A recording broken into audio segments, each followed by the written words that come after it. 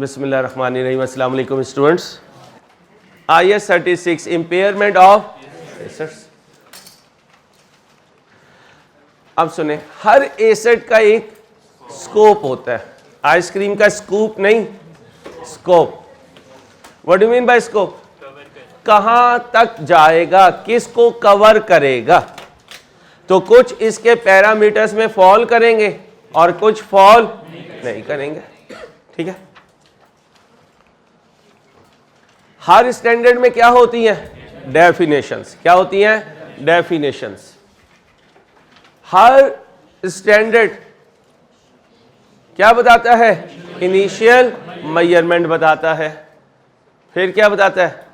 उस particular concept की accounting treatment, उसके बाद उसमें डिस्पोजल, फिर सब्सिक्वेंट मेजरमेंट, और उसके बाद इसी के लिए तो इसे लेने आया, इसी के लिए तो इसे लेने आया, क्योंकि ऑर्गेनाइजेशन एसेट को डेप्रिशिएट भी कर रही है, रीवैल्यू भी कर रही थी। आज हम क्या कहने लगे?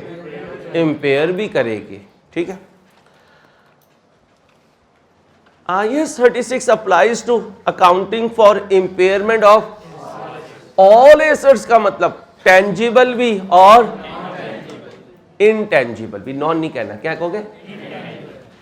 टेंजिबल की इंपेयरमेंट सिखाऊंगा FR1 में, और इनटेंजिबल क्योंकि FR2 में है IS 38। जैसे टेंजिबल को IS 16 डील करता है, इनटेंजिबल को IS 38 डील करता है, तो उनकी इंपेयरमेंट भी वहीं करेंगे। एक्सेप्ट का मतलब सिवाय खतरे का निशान है कि इन पे नहीं अप्लाई करना। किस पे? इन्वेंट्री IS 2 इंट्रो में कर चुके। फिर assets arising from contracts with customers IFRS 15। क्या? FR2 में सिखाऊंगा इंशाल्लाह। PDF की जो स्लाइड मिलेगी उसमें अहमद यहां लिख दीजिएगा, FR2 का सिलेबस है। फिर इन्वेस्टमेंट प्रॉपर्टी यहीं आएगा FR1 में, तकरीबन 10-12 दिन के बाद आ जाएगा IS 40 इन्वेस्टमेंट प्रॉपर्टी। प्रॉपर्टी ली हुई है, इन्वेस्टमेंट के पर्पज से सिखाऊंगा इंशाल्लाह। इन पर IS 36 अप्लाई, यानी इन्वेंट्री इंपेयर नहीं होगी। जो एसेट कस्टमर से रिलेटेड हैं जैसे डेटर्स, वो इंपेयर नहीं होंगे। इन्वेस्टमेंट प्रॉपर्टी इंपेयर नहीं होगी। इस पर IS 36 अप्लाई। कोई और स्टैंडर्ड जो है वो मैंने लिख दिया, IS 2, IFRS 15 और IS 40। ये इंशाल्लाह दो जो हैं ये कर चुके, ये FR2 में और ये FR1 में। एसेट इज इंपेयर्ड कल बता के गया था, if it's recoverable amount is less than WDV, less than WDV। और अगर ज्यादा हुई बेटा फिर कुछ नहीं होगा। शाबाश, गुड। हर एसेट इनिशियली किस पर रिकॉग्नाइज होता है, मेजर होता है? अपनी कॉस्ट पे होता है। कॉस्ट कैसे आती है? Purchase price minus trade discount minus cash discount minus subsidy minus rebate at all attributable में से 5-6 कोई काउंट करवा दें। सर 5-6 मैं करवा देता हूं आपको। ऐसे नहीं, ऐसे खिचड़ी नहीं, खिचड़ी नहीं। क्रेडिट मिले तो पूरा मिले, डेबिट मिले तो पूरा मिले। कौन लेना चाहता है क्रेडिट? कौन बताना चाहता है? ना अंसारी, ऐसे नहीं। हजूम में बोल देंगे अकेले तू यार बड़ा तेज आदमी है यार। कोई बच्चा कोई बच्ची, शाबाश, बैठ के बता दें ऊंची आवाज में।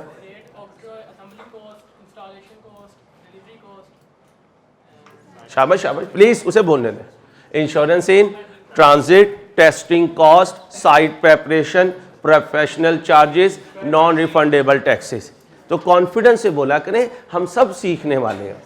आपके गलत बोलने पर जो जरा भी मुस्कुराएगा तंजिया हंसी में, इंशाल्लाह दोबारा मुस्कुराना भूल जाएगा। इंशाल्लाह मेरा आपसे वादा है, हम एक दूसरे को सपोर्ट करने के लिए हैं, तंज करने के लिए नहीं है। शाबाश। तो फिर ये कंफर्म हो गया कि ये परचेज प्राइस नहीं होती। नहीं सर जी, ये सारी कैलकुलेशन करने के बाद। अकाउंटिंग ट्रीटमेंट कल बता के गया था, लेकिन आज जरा ध्यान से, रिवैल्यूएशन मॉडल याद है? याद है? ठीक है। कल मैं कौन से मॉडल से एसेट को लेकर चल रहा था? Cost model. तो जब कॉस्ट मॉडल होगा तो लाइफ मेरी आसान होगी। क्या करूंगा? Normally recognised immediately in profit slash loss account, profit and loss account में इंपेयरमेंट लॉस डेबिट और अकुमुलेटेड इंपेयरमेंट लॉसेस क्रेडिट। कोई टेंशन? अभी तक सर कोई टेंशन नहीं अल्लाह के फजल से। अब क्या होगा? अभी नजर नहीं यहां डालनी, अभी यहां नजर नहीं डालनी, क्योंकि अभी मैंने ये करवाना ही नहीं है, इसलिए आप परेशान होंगे। इधर आ जाए, डिस्पोजल। जब कोई एसेट कॉस्ट मॉडल पे है और कल की क्लास नहीं हुई भी, कल की क्लास, तो मुझे बताओ डिस्पोजल के वक्त क्या किया करते थे? Disposal debit accumulated depreciation, disposal debit asset credit अपनी कॉस्ट पर, और दूसरा काम अक्यूमुलेटेड डेप्रिसिएशन डेबिट। कल हमारी स्क्रीन पर एक नया हेड आ गया, अक्यूमुलेटेड। कल जब हमने बैलेंस शीट बनाई तो कॉस्ट में से लेस किया अक्यूमुलेटेड डेप्रिसिएशन, फिर लेस किया। तो आज अगर ये एसेट जाने लगेगा तो इसकी 2 नहीं 3 बाकियात है। कितनी बाकियात है? अब जरा डिस्पोजल के वक्त की पहली एंट्री बोलो।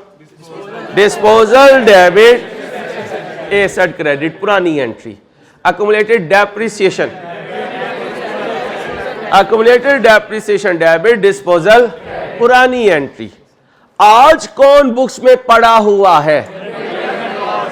एसेट जाने लगा, अक्यूमुलेटेड लॉसेस और डिस्पोजल। शाबाश।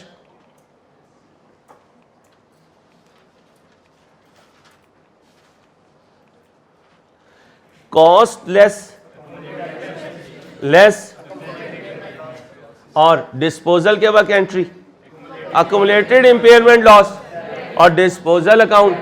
तो कह सकता हूं इस वक्त मैंने कॉस्ट मॉडल सिर्फ अभी आपसे बात की है, अभी रीवैल्यूएशन मॉडल पे नहीं किया।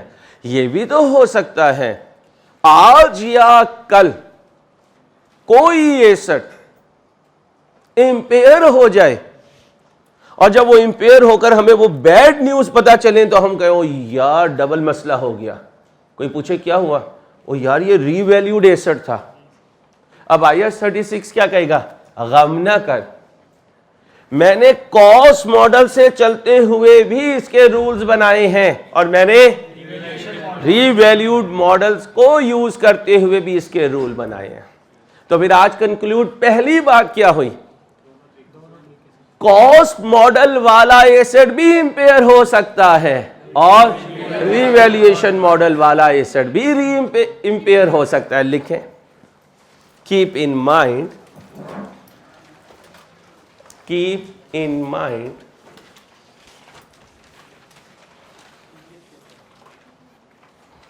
क्या लिखा? Keep in mind asset under cost model and asset under revalued model. Both can be impaired. एक फेवर दे सकते हो मुझे? क्या तुम 4 महीने के लिए मुझे अपना दोस्त नहीं समझ सकते जो उम्र में बहुत बड़ा हो लेकिन हो हमारा दोस्त? इससे होगा क्या? मेरे और तुम्हारे दरमियान जो गैप है वो खत्म हो जाए, तुम अपने दिल की बात FR1 से रिलेटेड मेरे साथ कर सको। बाकी बातें भी कर लो, मैं अल्लाह का शुक्र अपने स्टूडेंट्स की सारी बातें सुनता हूं, इसलिए कह रहा हूं कि जो तुम मुझे बताओगे वो मेरे लिए फ्रूटफुल है। सम टाइम एक आधे बच्चे का जो कमेंट होता है कि स्पीड तेज है, वो टीचर को तो परेशान करता है, लेकिन अगर टीचर उसकी बात पे चले तो बाकी जो 90% बच्चा बैठा हुआ होता है वो कहता है यार ये तू हमारे साथ क्या कर रहा है। तो अगर स्पीड तेज है तो काइंडली प्लीज मेरी रिक्वेस्ट है, हेजिटेट ना करना, मुझे फौरन कह देना सर जरा थोड़ा हाथ खोला रखिए, बस इतना कह देना, ठीक है। अब सुनो क्या पॉइंट हुआ। Asset under cost model impair हो सकता है, asset under revaluation model impair हो सकता है। अभी कौन सा देख रहे हैं, कॉस्ट मॉडल में।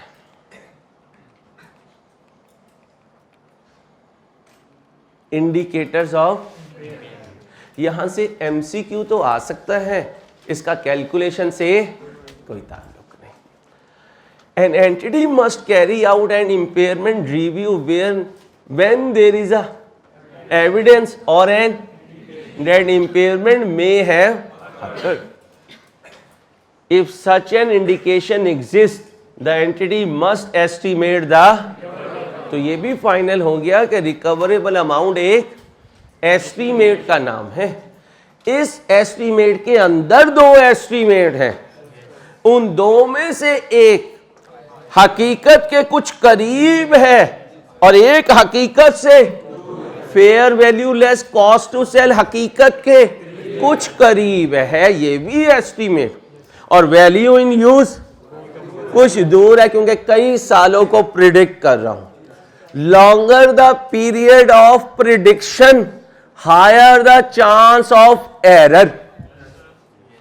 मसलन मैं इनसे पूछूं भाई बताओ 2 महीने के बाद मौसम की क्या प्रिडिक्शन है, तो वो कहेगा सर आ तो रही है, लेकिन मुझे नहीं लगता कि 2 महीने को भी प्रिडिक्ट किया जा सकता है।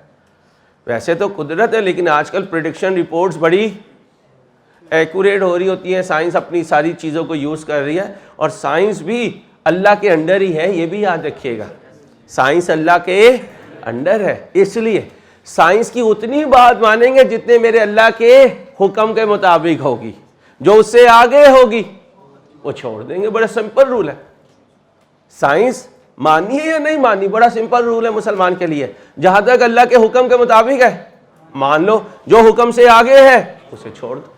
ओके, अब जहाज में ना बैठे यार, पुराने जमाने में जहाज नहीं था तो ये अल्लाह का गैर है, अल्लाह का गैर नहीं है, अल्लाह ने ही इंसान से बनवाया है। ठीक है, चलो जी मेरे दोस्तों, एक्सटर्नल मीन बाहर वाले, बिजनेस से बाहर, और इंटरनल मीन बिजनेस से, तो 2 ग्रुप्स बन गए। अच्छा,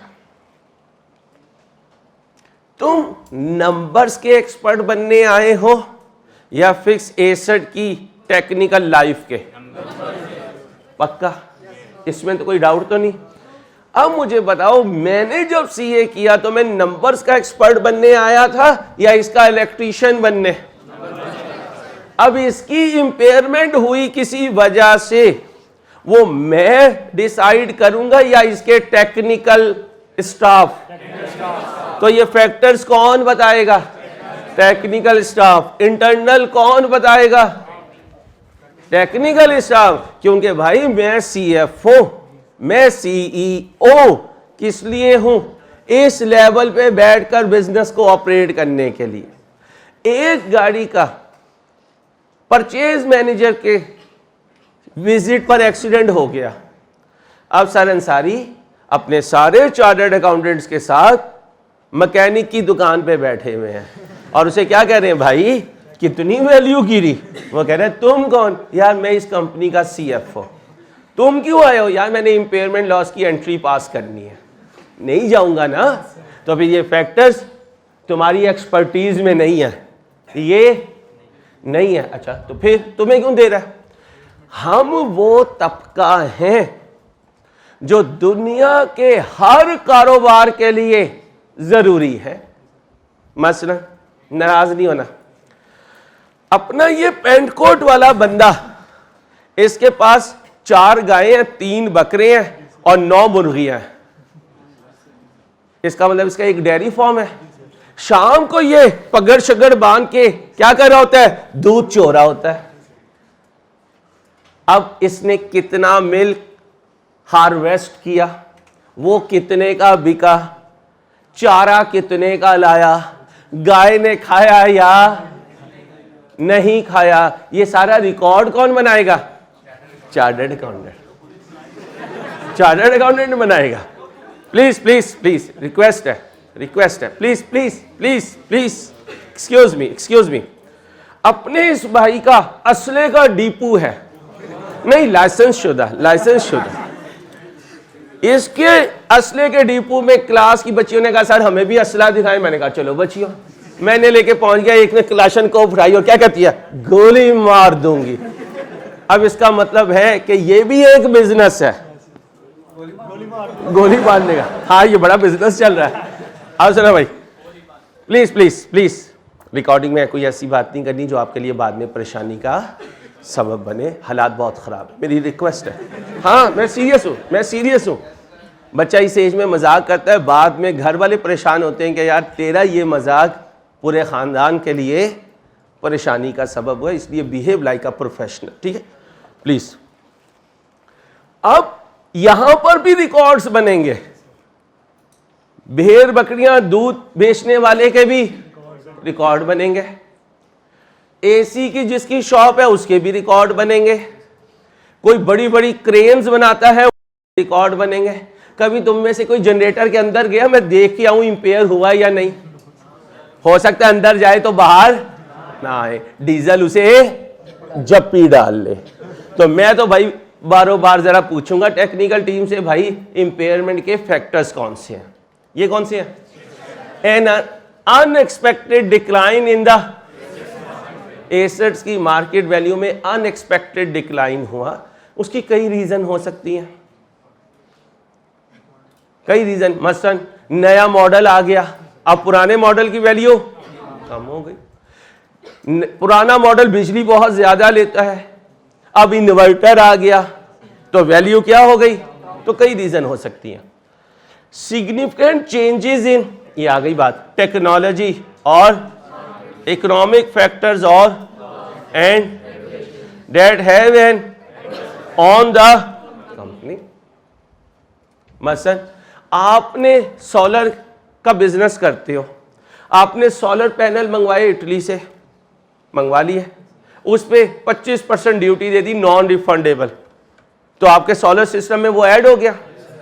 2 दिन के बाद गवर्नमेंट ने टैक्सेस खत्म कर दिए, अब इसने बाय किया, इसको टैक्स पड़ा नहीं, अब ये कितने का बेचेगा, हमसे इससे कंपीट करने के लिए मेरी रिकवरेबल अमाउंट कम हो जाएगी। क्या हो गया, इंपेयर, किसकी वजह से, ठीक है आगे पढ़े। An increase in affecting the, कल एक जुमला बोला था, क्या बोला था,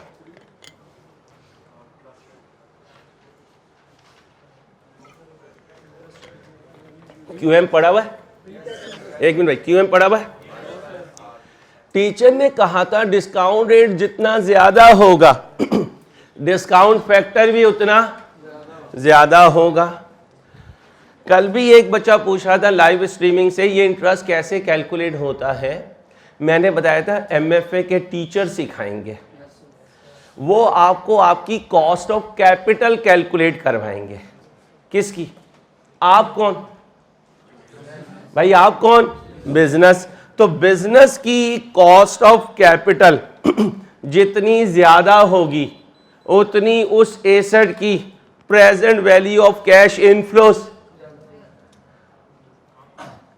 इस कंपनी की 10% कॉस्ट ऑफ कैपिटल है, इसकी 20%,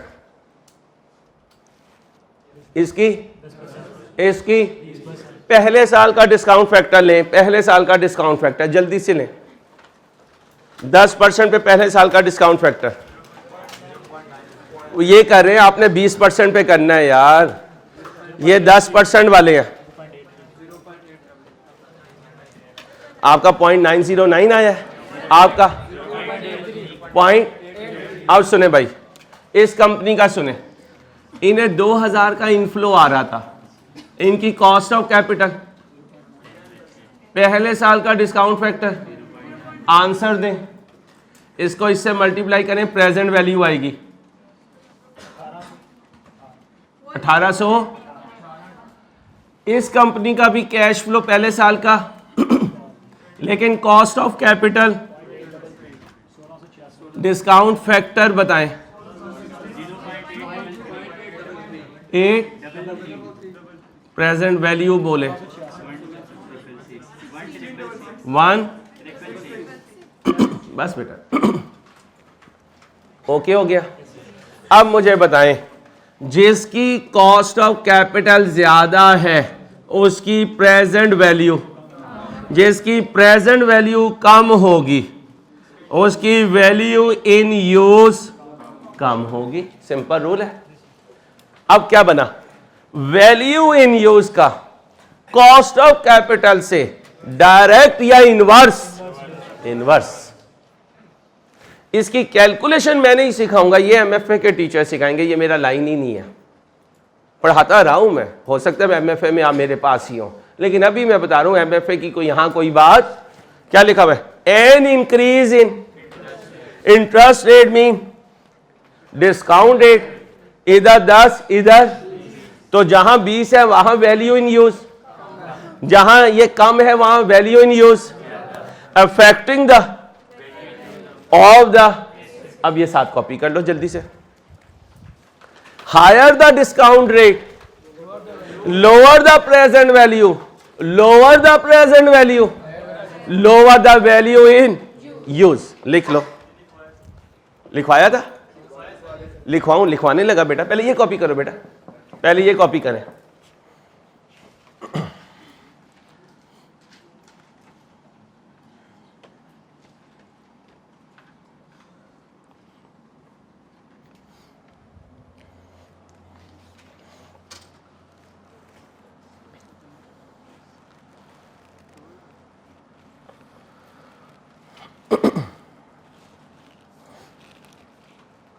जल्दी बच्चों जल्दी, शाबाश, टाइम कम है। कॉपी कर लिया, अब लिखो, higher the discount rate,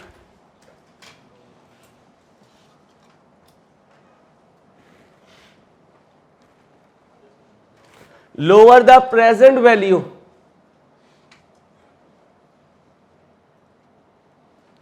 lower the value in use,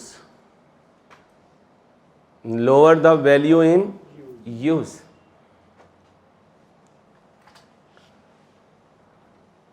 दूसरा जुमला भी लिख लें, lower the discount rate, higher the present value, higher the value in use. पक्का बोलोगे तो नहीं? अब आओ इंटरनल फैक्टर्स। अच्छा, अब आप कहोगे यार अंसारी तुम अजीब आदमी हो, तुम जिम्मेदारी क्यों नहीं ले रहे हो? क्योंकि ये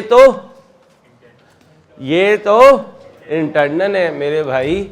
मैं फिक्स एसेट्स को हेलो, मैं फिक्स एसेट्स को रिकॉर्ड करना जानता हूं, हैंडल करना, उनके फीचर्स, उनकी वैल्यू में अप हो रहा है या डाउन, ये मुझे नहीं पता, ये मुझे नहीं पता। अब आए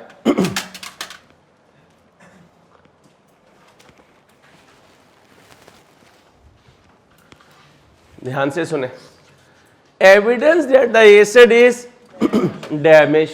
अब ये मुझे पता चल जाएगा और सर अंसारी कल जो है वो पावर सप्लाई में एकदम मंगला डैम में या तरबेला डैम में मसला आया, हमारी कई मशीन्स खराब हो गई पावर की फ्लक्चुएशन की वजह से, इतना मुझे पता चल गया। अब मैं कहूँ यार कितनी वैल्यू गिरी है, तो वो कहे यार तू CFO है, तू बता। तो मैं क्या कहूँगा, भाई मैं मैकेनिक नहीं हूँ।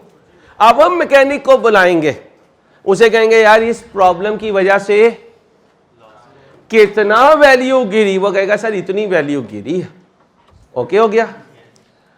Evidence that the asset is damage or no longer of use to the, there are plans to or restructure the operation for which the asset is currently. आप किसी बिजनेस को, सुनो बड़ी आसान सी बात है, ये जब तक यहां लगा हुआ है चल रहा है, और तुम तो हॉस्टल वाले बच्चे हो, तुम्हें तो फौरन समझ में आएगा। एक हॉस्टल से दूसरा हॉस्टल चेंज करो तो अक्सर तुम्हारे बेड का मैट्रेस खराब या उसकी बैग खराब, स्टडी टेबल है तो टांग टूट जाएगी, स्टडी चेयर है तो बाजू टूट जाएगा। क्यों? एक जगह से दूसरी जगह जा रहे हो। अच्छा, अगर आप आज अपने हॉस्टल की चीजों को वाइंड अप करें, क्वालिफाई करके माशाल्लाह चार्टर्ड अकाउंटेंट, कंपनी ने कोठी दे दी, घर वाले भी आ गए, घरवाली भी आ गई। अब मुझे बताओ, हेलो खामोश, हॉस्टल की लाइफ डिसकंटिन्यू हो गई? जो एसी तुम्हें तुम्हारी जिंदगी से अजीज था और जो तुम्हारी बुक्स में 500 का पड़ा हुआ था, आज जब हॉस्टल की लाइफ को डिसकंटिन्यू करोगे तो उसे नीचे उतारोगे, बाहर से आउटर भी उतारोगे। अब अगर कोई ऑक्शन सेंटर वाला आए तो उससे पूछोगे कितने का लोगे, तो वो क्या कहेगा? 200 रुपये ले ले, 60 ले ले, शवारमा खा ले यार, ये मैक्स अंडे वाला बर्गर खा ले। तो इसका मतलब जब किसी एसेट के यूज को, तो उसमें इंपेयरमेंट आती है, क्योंकि रनिंग में रहे तो इंसान की एसेट की वैल्यू मेंटेन रहती है, उसे डिसकंटिन्यू कर दे तो वैल्यू डाउन हो जाती है। देयर आर प्लान्स, हो गए, there is a reduction in the assets.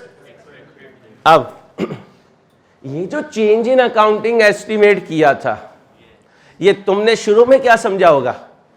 Sir Ansari जैसा कोई सीएफओ बैठा होगा किसी कंपनी में, उसने कहा इस एसेट की लाइफ को 10 से 5 कर दो। नहीं मेरे दोस्तों, ये हम चार्टर्ड अकाउंटेंट का काम नहीं है।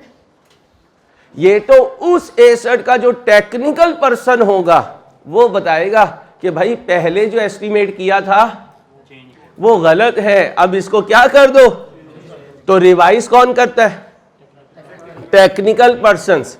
उसको डॉक्यूमेंट कौन करता है? हम लोग। अपने आप को मिलाना शुरू कर दो चार्टर्ड अकाउंटेंट से, क्या करो? हम लोग। लेकिन उसके लिए मेहनत भी शुरू कर दो, वैसी करोगे ना इंशाल्लाह, शाबाश। आगे, there is evidence that the entities actual performance is worse than expected.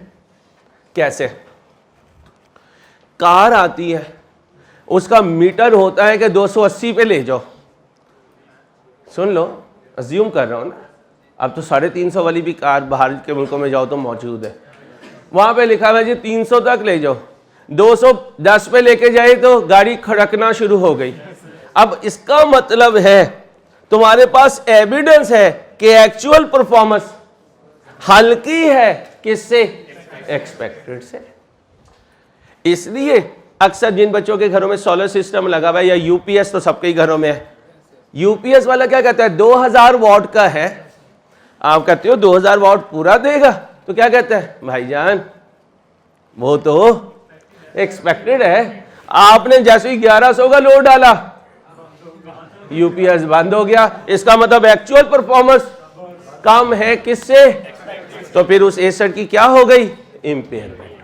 ठीक, अब यहां से क्या आ सकता है?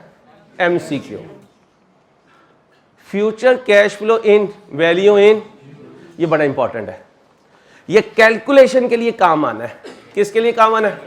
गौर से सुनना। जो ये वैल्यू इन यूज मैं कैलकुलेट करवा रहा हूं ना, ये एमएफए के पहले 12 लेक्चर्स हैं।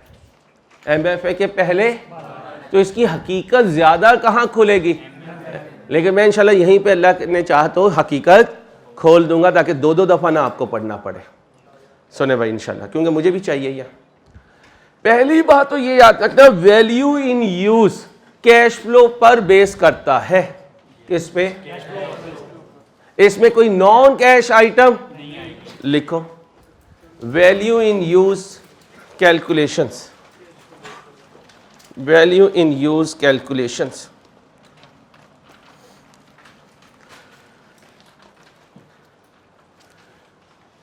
value in use format is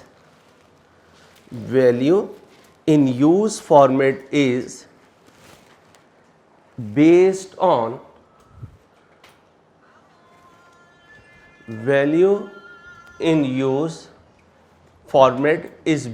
on cash flows.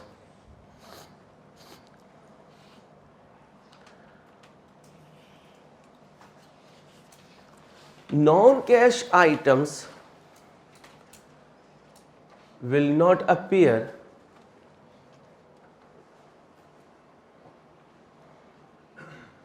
क्या बोला? Will not appear in this format. Like, बोले जी, like, आप बोलो ना, like, आगे depreciation, like, बोलो depreciation.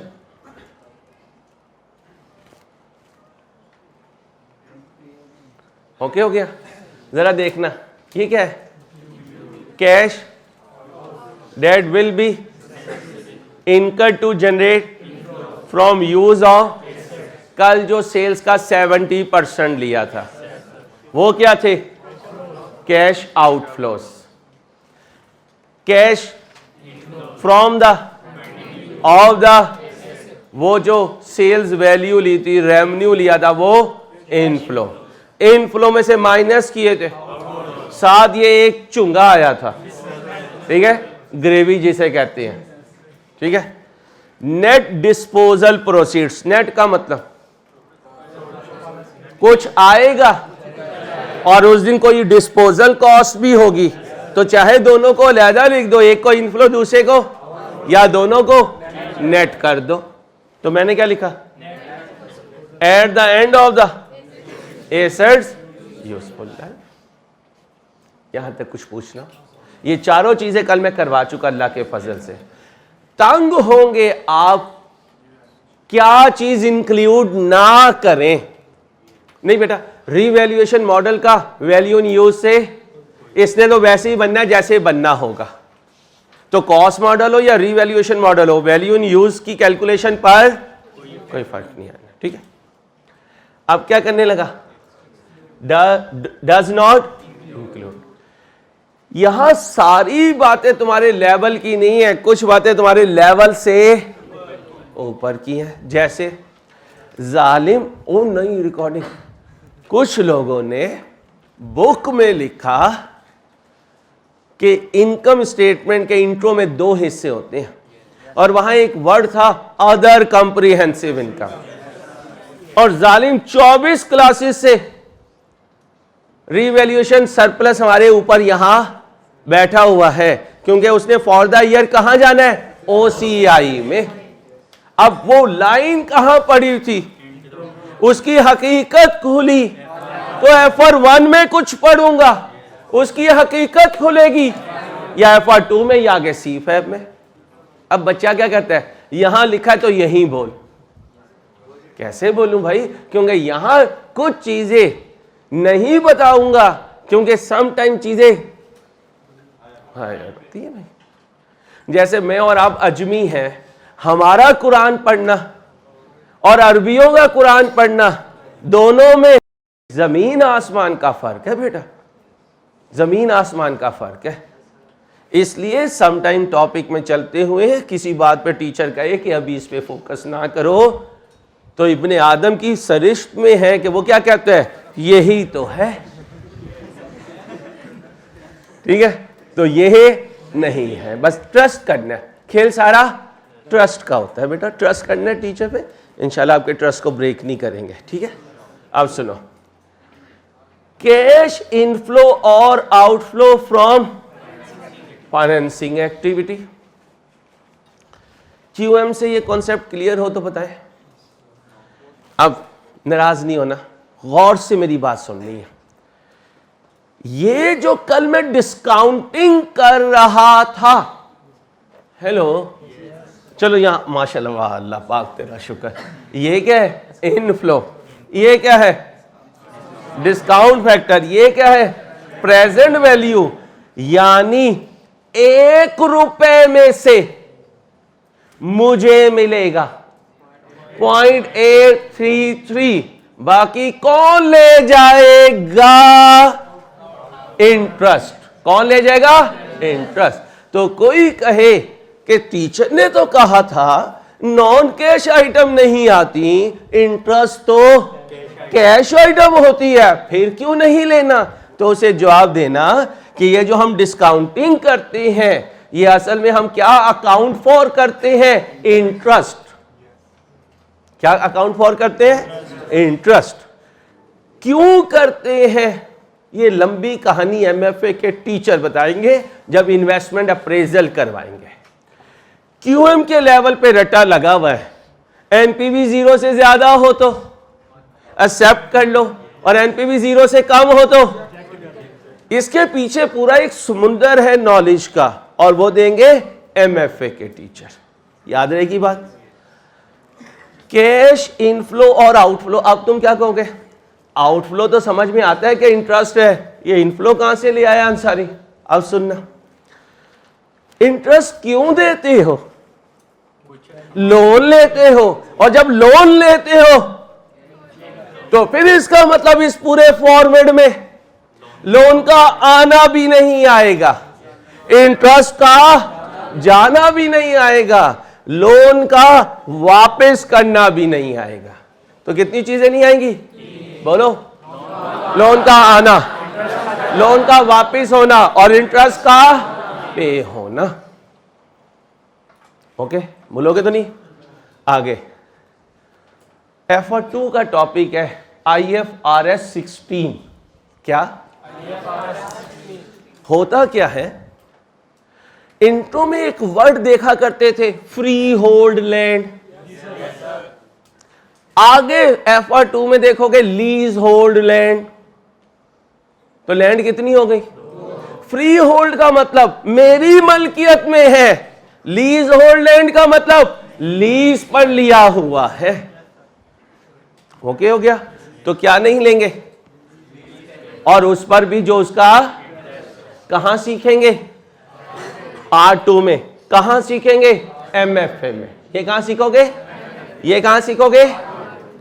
लोन आ गया, loan receipt, repayment and there, ये नहीं आएगा। इनकम टैक्स रसीट और पेमेंट, ये नहीं आएगा कभी इस फॉर्मेट में। इसकी लॉजिक अब इस लेवल पे आपको नहीं होगा। अभी से भी ये याद रखो, सर ने कहा था जो डिस्काउंट रेट है वो कौन सा लेना? Pre tax. तो फिर सर खुद ही कह रहे हैं कैश फ्लो भी कौन से लेना? प्री टैक्स, यानी जिनमें टैक्स का इफेक्ट ना हो। तो इसका मतलब क्वेश्चन में टैक्स रेट हुआ, क्या मारोगे? इग्नोर मारोगे। टैक्स की पेमेंट हुई, इग्नोर मारोगे। अब बच्चा कहता है यार अंसारी, है तू पाकिस्तान में, बातें तू जापानियों वाली करता है, ये क्या वजह है? यहां तो सारी जिंदगी पेमेंट होती है, ये रसीद क्या है अंसारी? याद रखना, अच्छी गवर्नमेंट्स।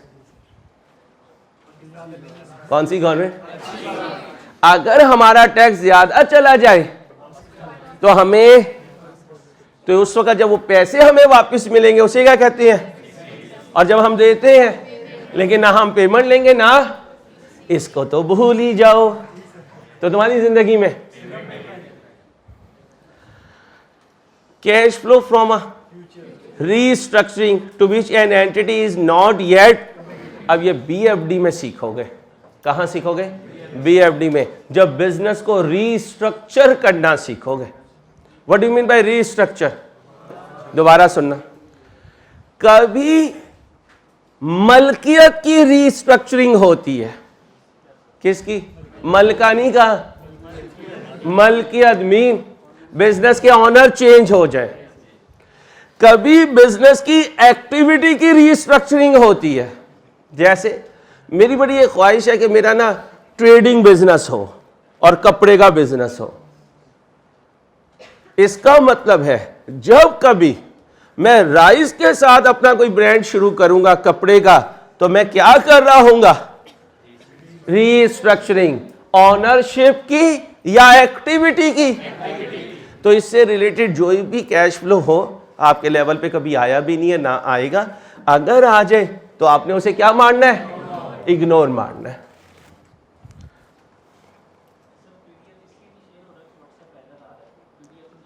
कोई बात नहीं, थैंक यू वेरी मच। लो भाई, कैश फ्लो इंप्रूविंग और एनहांसिंग द, वेरी गुड बेटा, शाबाश, जो भी बच्ची बोली है। ये तो हमें उन बातों पे लेके जा रहा है जो खर्चा एसेट की लाइफ में 5 नतीजे दे, तो कहता है उसे इस फॉर्मेट में ना रखना, वो तो एसेट की कॉस्ट में इंक्रीज का नाम है। एसेट की कॉस्ट में इंक्रीज का नाम है, और उसका लिंक फेयर वैल्यू से बनेगा, उसका लिंक, क्योंकि उससे जो, हेलो, उससे जो फायदे आएंगे उसका इफेक्ट तो यहां आ जाएगा, वो फायदे का इफेक्ट यहां, और जो वैल्यू में इंक्रीज आएगी वो कहां जाएगी? Fair value less cost to sell में। Cash outflow that have already been recognised as, for example, कहता है, सुनना, कहता है यहां तुमने कोई यूनिट बनाने के लिए मटेरियल खरीदा, तो यहां उस मटेरियल की कॉस्ट लिख दोगे ना भाई, लिख दोगे। अब कुछ महीने तुमने पे नहीं किया, कुछ साल पे नहीं किया, अब तुम्हारी जेब में पैसे आए तो तुमने पे कर दिया, तो जब खरीदा होगा तो क्या एंट्री पास की होगी? परचेज डेबिट, पेबल क्रेडिट, आज उस पेबल को पे कर दिया, पेबल डेबिट। क्या इस साल का खर्चा है? कब का है? पुराना है, और वो इन आउटफ्लोज में आ चुका होगा, दोबारा से इंक्लूड नहीं करेंगे। कैसे? अच्छा, इसमें नहीं भी लो तो ज्यादा अच्छा है। सोचो 2018 31 12 2018, और ये जो पेमेंट है क्रेडिटर की, ये है 1/7/15 की। 1/7/15 को कुछ खरीदा था, क्या एंट्री पास की थी? एक्सपेंस डेबिट, पेबल क्रेडिट, या परचेज डेबिट, क्रेडिटर क्रेडिट। कब का? 15 का। मेजरमेंट डेट 31/12/18, और ये पेमेंट की 19 में। अब बच्चा क्या कहेगा? ये तो मेरा आउटफ्लो है। अब ये देखो, ये आउटफ्लो कब का है? मेजरमेंट डेट से पहले से रिलेटेड है। पेमेंट आज हो रही है लेकिन रिलेट करता है मेजरमेंट डेट से। तो लिखो exam focus point, measurement date से पहले का कोई खर्चा, क्या बोला? मेजरमेंट डेट से पहले का कोई खर्चा अगर आज पे हो, सॉरी क्या लिखा? मेजरमेंट डेट से पहले का कोई खर्चा मेजरमेंट डेट के बाद पे हो रहा हो तो उसको भी कंसिडर, बोलो, उसको भी कंसिडर नहीं करना। कैसे? गोली तो तुम करवाते ही रहे सारी जिंदगी अब्बा जी को। एफएससी की एकेडमी में पढ़ते थे, सुनो बात समझ में आ जाएगी। आखिरी 2 महीने की फीस अब्बा जी तो दे चुके, तुमने एकेडमी में नहीं दी, खा गए, ठीक है। अब वो एकेडमी के जो कोऑर्डिनेटर थे या हेड थे, उनकी अब्बा जी से मुलाकात हुई। उन्होंने कहा सर 2 महीने की फी रहती है। जी कब की? आप राइस से हैं? नहीं सर, मैं तो एफएससी की एकेडमी से हूँ। आपने कहा यार मेरा बच्चा तो कैफ कर रहा है राइस से। इसका मतलब है अब्बा जी पे करेंगे उन्हें आज, क्योंकि अब्बा जी तो गोली नहीं करवाएंगे ना, माशाल्लाह, ये तो आपका डिपार्टमेंट है। अब अब्बा जी ने उन्हें पैसे दे दिए, आप घर गए, अब्बा जी ने कहा यार तेरे पे बड़ा खर्चा हो रहा है, अभी राइस की फी दी, आई कैब की दी, अब वो मैंने एकेडमी की भी दी, आप कहोगे ना अब्बा जी ना, ये सीए के आउटफ्लो की नहीं है, ये तो एफएससी की है। वो अलहदा बात है कि आपके वली अहद ने वो पैसे खा लिए थे। तो कभी भी मेजरमेंट डेट से पहले से रिलेटेड खर्चा किसी वजह से मेजरमेंट डेट के बाद पे करो तो इस टेन्योर में वैल्यू इन यूज की कैलकुलेशन में इसे, क्योंकि वैल्यू इन यूज की कैलकुलेशन के कैश फ्लो मेजरमेंट डेट से आगे की तरफ है, मेजरमेंट डेट से पीछे की तरफ के नहीं है। लाइक विथ लाइक, क्योंकि फेयर वैल्यू कब डिटरमिन कर रहे हो, तो फिर वैल्यू इन यूज भी तो पीछे से रिलेटेड कोई ना इनफ्लो ना कोई कंफ्यूजन कर जी। उस पेमेंट हो सकती है, लेकिन डिपेंड करना है कि इससे रिलेटेड है या पास्ट से, प्रेजेंट और फ्यूचर से रिलेटेड है तो इंक्लूड करूंगा, पास्ट से रिलेटेड है तो इंक्लूड नहीं करूंगा। अब सुनिएगा,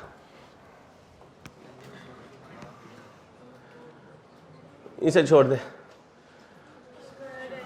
क्या हुआ?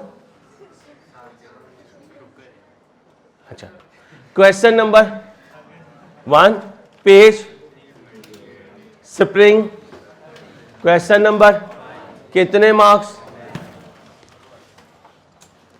पहले रिक्वायरमेंट पढ़ो। Compute impairment if on, each का मतलब कई होंगे, ईच का मतलब कई होंगे, एज ऑन, ये 31/12/12 क्या है? ये मेजरमेंट डेट है। इस दिन इंपेयरमेंट टेस्ट अप्लाई होगा। अगर रिकवरेबल अमाउंट WDV से तो इंपेयरमेंट हो गई, और अगर ज्यादा है कुछ नहीं होगा तो कोई एंट्री भी नहीं होगी, कुछ नहीं होगा तो, और अगर इंपेयरमेंट लॉस हुआ तो एंट्री बोलो। अब ये नहीं होगा, अंसारी साहब यहां से शुरू करेंगे और यहां पर इतना अच्छा मैं नहीं हूं। अब 10 मिनट आप ट्राई करेंगे 11 नंबर के लिए, फिर मैं आपको 10 मिनट के बाद ज्वाइन करूंगा। देखते हैं किसका फ्लो ऑफ नॉलेज जो है वो उसकी मदद करता है इसको सॉल्व करने में। ध्यान से पढ़ें, your time starts now. Silence रहेगी, बोलेगा कोई नहीं। बुक से पढ़ें, व्हाट्सएप में कोई इशू आ रहा है इसलिए आपके ग्रुप में नहीं आया अभी तक।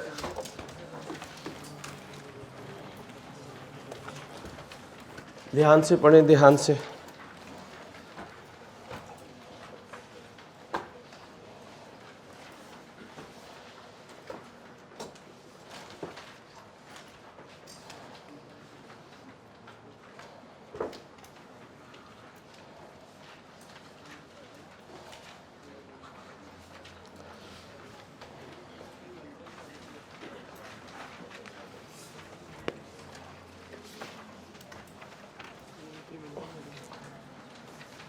ध्यान से बच्चों, ध्यान से, शाबाश।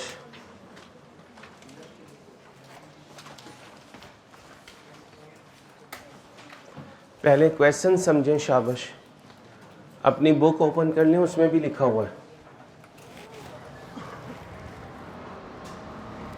आंसर नहीं देखना, कोई फायदा नहीं है आंसर देखने का, यूजलेस हो जाएगा आपका टाइम।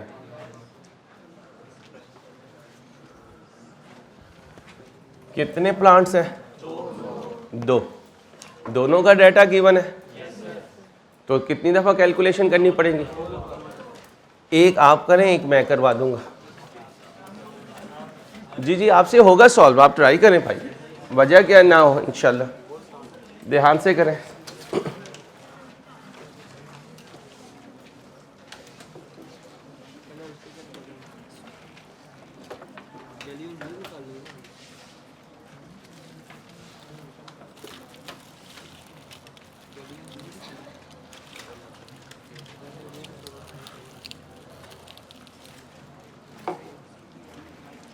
शाबाश शाबाश। कोशिश करेंगे तो खुद कॉन्फिडेंस आ जाएगा कि माशाल्लाह हमारा ये एरिया तैयार है अल्लाह के फजल से।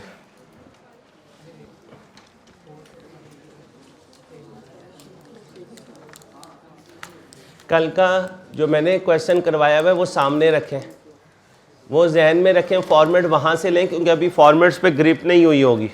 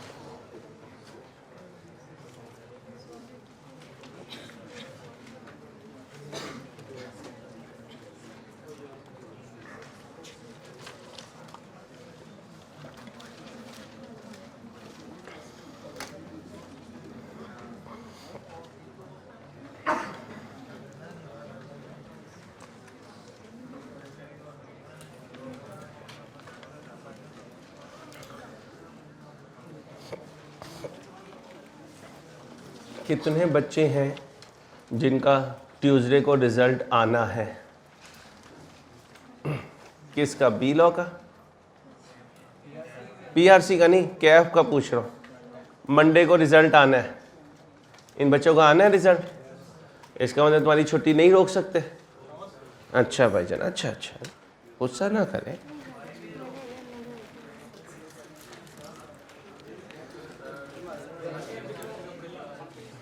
भाई अभी सवाल नहीं पूछना और ना मेरी तरफ देखना, इसको ट्राई करें, अभी नहीं पूछना। भाई जितना मर्जी हो, पहली दफ़ा आप खुद करेंगे।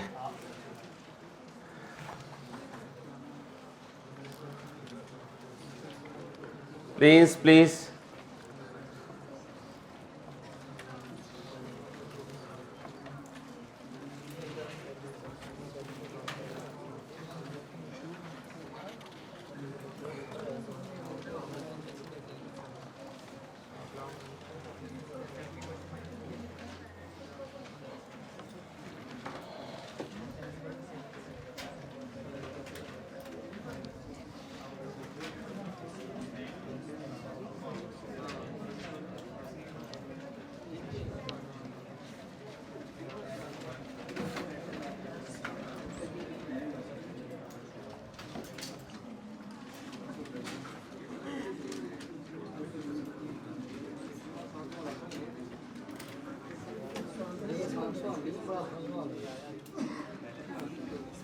बेटा बातें नहीं।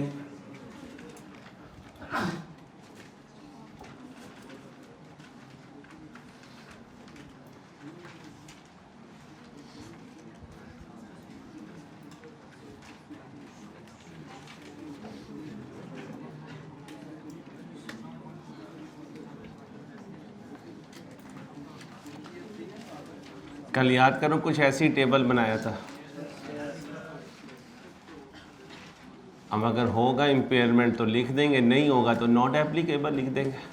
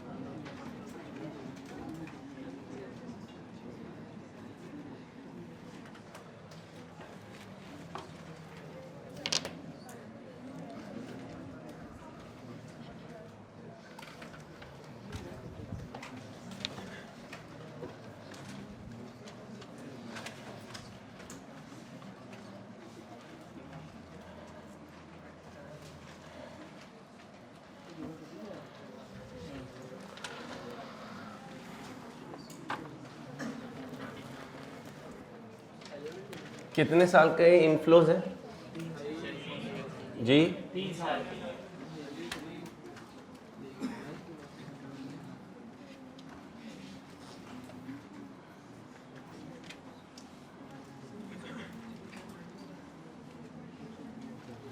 इनफ्लो और आउटफ्लो दोनों है?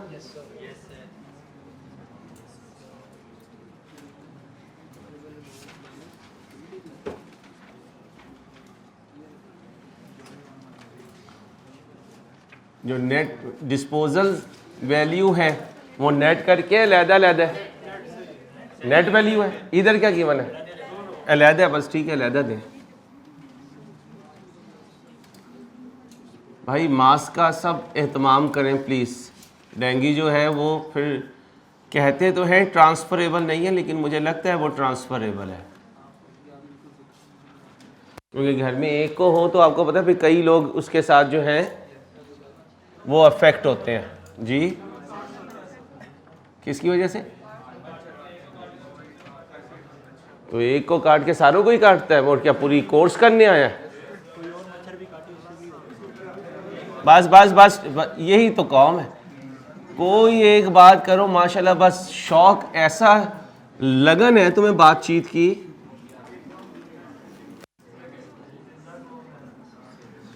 जी मच्छरों के लिए तो जिंदा है।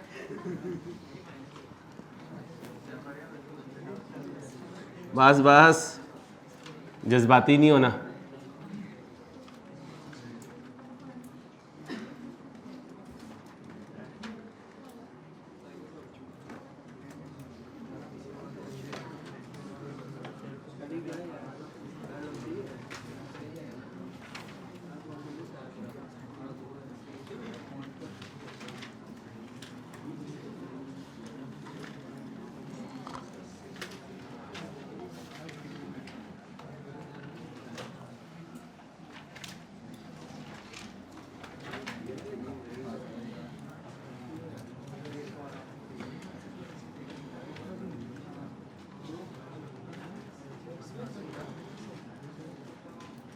कल होमवर्क दिया था?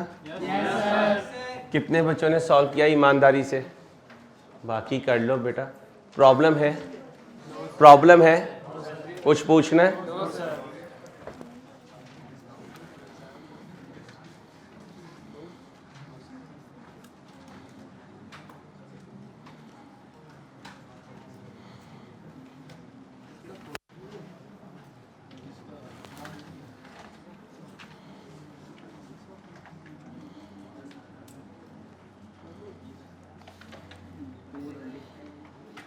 छुट्टी पे छुट्टी नहीं करनी, अदरवाइज पीछे रह जाओगे।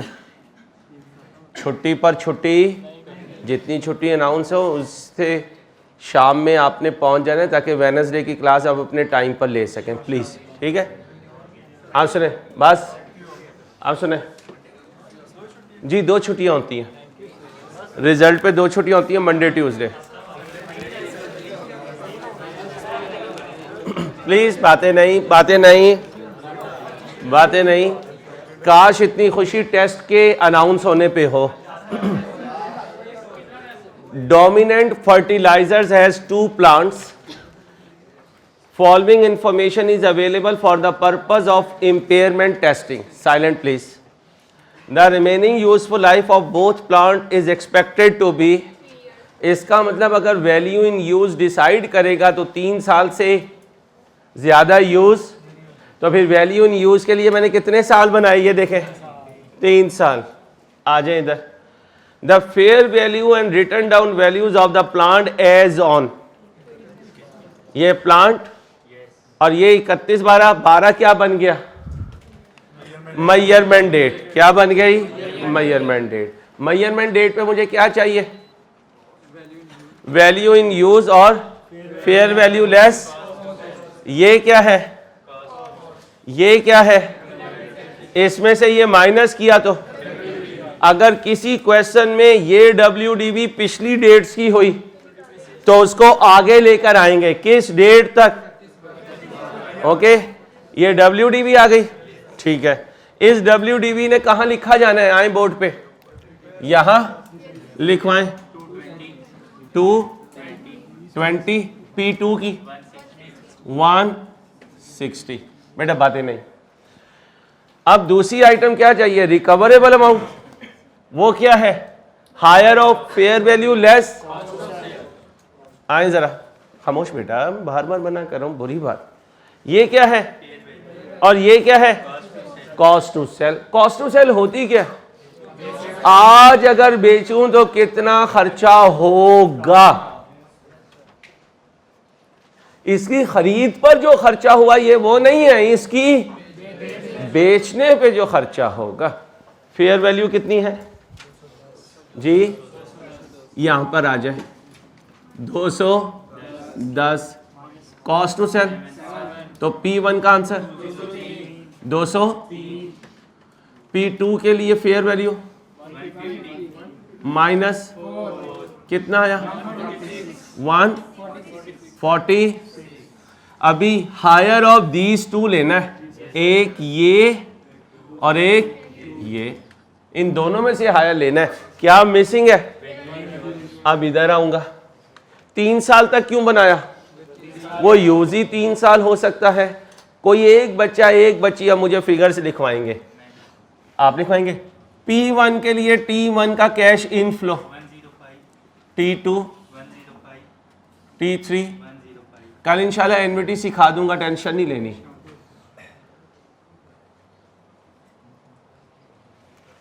Outflow 11 and 11। Disposal value T1 में, T2 में, T3 में, 2 में नहीं, 1 में नहीं। शाबाश, ये 1 ऑफ आइटम है। ये क्या है, बोले बेटा 8। इसको लाने के लिए कितनी डिस्पोजल कॉस्ट दूंगा, क्या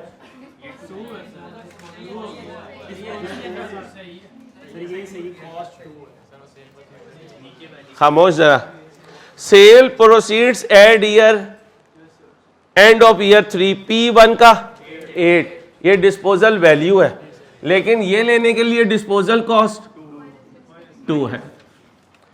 अगर क्वेश्चन साइलेंट हो तो याद रखना ये इनफ्लोस इसमें शामिल नहीं है, हमेशा याद रखना ये इनफ्लो इसमें शामिल नहीं होते। और अगर वो कहते हैं ये 8 और 2 ऑलरेडी इसमें शामिल है, फिर दोबारा नहीं लिखोगे इसमें शामिल है, याद रहेगी बात। और अगर साइलेंट हुआ तो शामिल नहीं है। बोलें जी, बोलें बोलें जी। डिस्काउंट फैक्टर का रेट 10%। कुछ लिखा हुआ तो नहीं, प्री टैक्स पोस्ट टैक्स लिखा हुआ है, कहाँ लिखा हुआ है,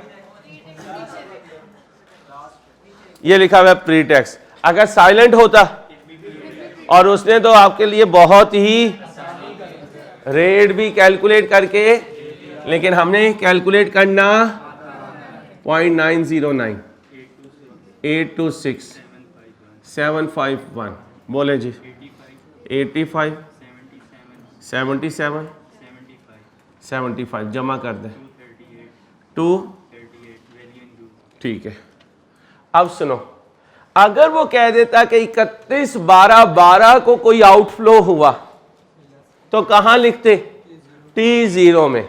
कोई इनफ्लो हुआ इमीडिएटली, T0 में। आ सकता है पेपर में, मना नहीं है। और टेस्ट में ध्यान रखना, मैं इधर भी दूंगा, क्योंकि जो पास पेपर में आ चुका वो इतना इंपॉर्टेंट नहीं है, जो नहीं आया उसका चांस ज्यादा है आपके लिए। ठीक है, अब इधर आ जाओ। P2 के लिए 55 55 55 जी। एक बच्चे को बोलने दें 5 5 5। डिस्पोजल वैल्यू साल के T3 के एंड में कितना 3। ये इनफ्लो होगा और डिस्पोजल कॉस्ट आउटफ्लो होगा। बस बस ठीक है, डरा के मारते हो, जैसे लाहौर वाले ड्राइविंग में करते हैं ना, करीब लाके ब्रेक लगाते हैं। वो डर गया तो हम निकल जाएंगे, वो हमसे भी 2 हाथ आगे हुआ तो हम रुक जाएंगे। बोलो भाई 50 50 52। सेम है 10%, 0.909, 826,751। बोलो भाई। 46, 41, 30, जमा करें 1 to 5, 1 to 6 कर दो, इसके हिसाब से बताएं 1 to 6। चलो वैल्यू इन यूज आ गई। P1 की बताएं 230, P2 की जी 120। अब क्या चाहिए? हायर। बोलें जी हायर जी, बल्कि हायर की जगह लिखता हूँ रिकवरेबल अमाउंट। क्या लिखूंगा? Recoverable amount. बोलें जी दोनों में से जो रिकवरेबल अमाउंट है 230 और इधर 140 आ गई रिकवरेबल अमाउंट। अब यहां लिखें P1 की 230 और P2 की 146। कब होती है इंपेयरमेंट? जब रिकवरेबल अमाउंट कम हो किससे? ये कम है, ये कम है इससे, नहीं है। इंपेयरमेंट लॉस हुआ या नहीं? तो क्या लिखोगे? Not applicable, not applicable, not available. ये कितना है? Recoverable amount. और ये क्या है? इसका मतलब मेरी बुक्स में ज्यादा वैल्यू है। इंपेयर्ड हुआ कितने से? तो इंपेयरमेंट लॉस कितना बना? 40।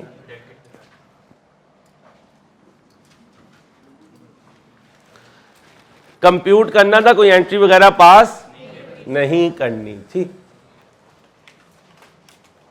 ओके हो गया? कोई टेंशन? पक्का? कल क्या करूंगा?